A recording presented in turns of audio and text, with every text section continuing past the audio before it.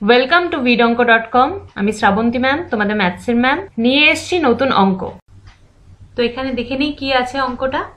ABC ত্রিভুজের angle A সমকোণ CD মধ্যমা হলে প্রমাণ করি যে BC square equals to CD square plus 3AD square.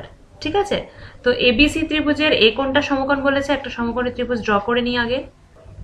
A কোণটা সমকোণ AB আর C।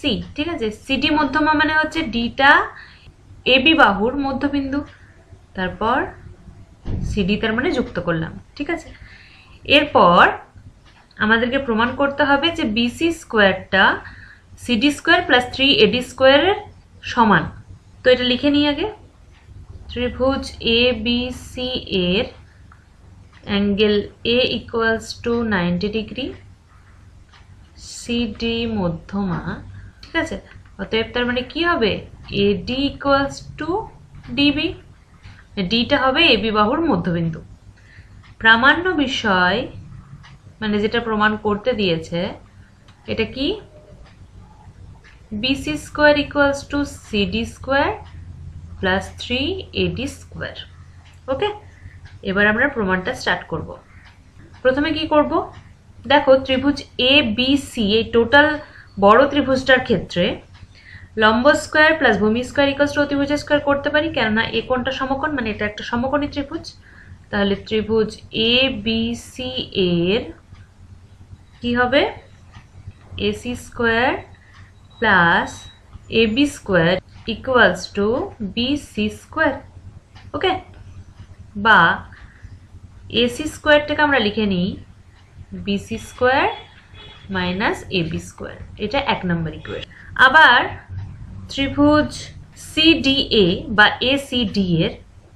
CDA এর মানে এই ছোট ত্রিভুজটা কি বলা যাবে, AC square plus AD square equals to CD square.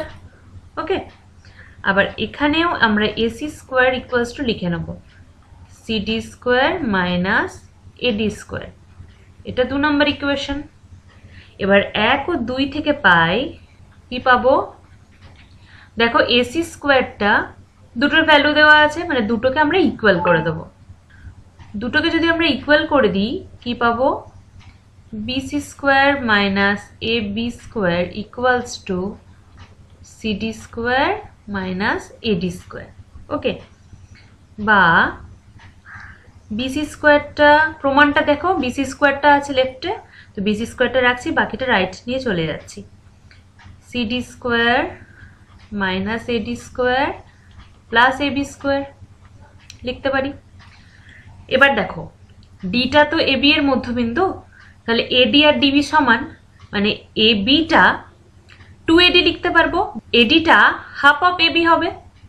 ঠিক আছে, তো সেটাই আমরা লিখবো, এটা CD square minus AD square plus ABর জায়গায় লিখবো 2AD স্কোয়ার, কেননা AB equals to AD plus DB, আর AD আর DB তো সমান, তাহলে দুটো 2AD লিখতে পারি।